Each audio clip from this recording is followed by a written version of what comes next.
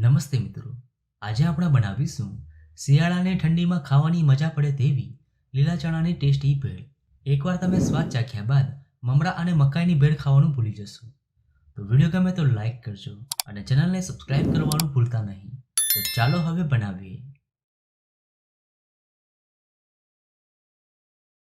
ચટપટી લીલા ચણાની ભેળ બનાવવા માટે એક પેનમાં ઉમેરીશું 2 ટેબલસ્પૂન તેલ.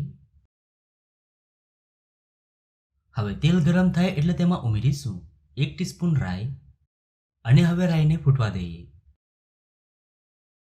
તો રાઈ ફૂટી ગઈ છે. હવે તેમાં ઉમેરીશું 1 ટીસ્પૂન તલ, સાથે 1.5 ટીસ્પૂન લીલા મરચાં આદુ લસણની પેસ્ટ અને 1/4 કપ અધકચરા વાટેલા કાચા દાણા ઉમેરી અડધી મિનિટ સાંતળી લઈએ. એકવાર તમે આ રીતે ભેળ બનાવજો, ઘરમાં નાના બાળકોથી લઈ મોટા બધાને બહુ જ ભાવશે.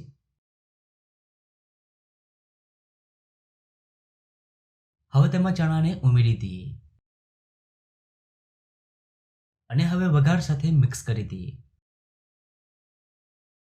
તો અહીંયા મેં 500 ગ્રામ લીલા ચણા લીધા છે અને ચણાને કુકરમાં 1.5 કપ પાણી ઉમેરી 4 વિસલ મીડિયમ ફ્લેમ પર કરી લઈ લીધા છે.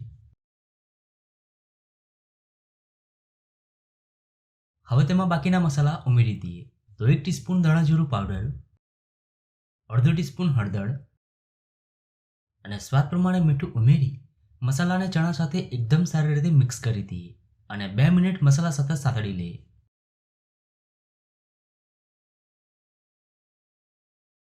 તો ચણાની ઉપર મસાલાની કોટિંગ આવી ગઈ છે. હવે આપણે ટેસ્ટી એવી ભેળ બનાવી લઈએ.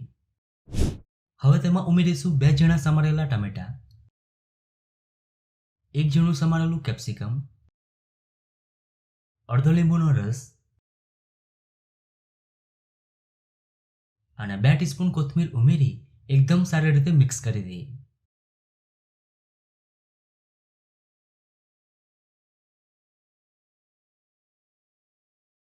હવે લાસ્ટમાં ઉમેરીશું 10 જેટલી ક્રશ કરેલી પાણીપુરીની પૂરી, સાથે થોડી તીખી સેવ અને હવે ફટાફટ મિક્સ કરી સર્વ કરી લઈએ. લીલા ચણાની ભેળમાં આ રીતે પાણીપુરીની પૂરી ઉમેરવાથી ભેળ ખાવામાં ખૂબ જ સ્વાદિષ્ટ લાગશે. તો એકદમ ટેસ્ટી અને ચટપટી લીલા ચણાની ભેળ બનીને તૈયાર છે. ખૂબ જ સ્વાદિષ્ટ ભેળ બની છે. તો તમને આ ભેળની રેસીપી કેવી લાગી?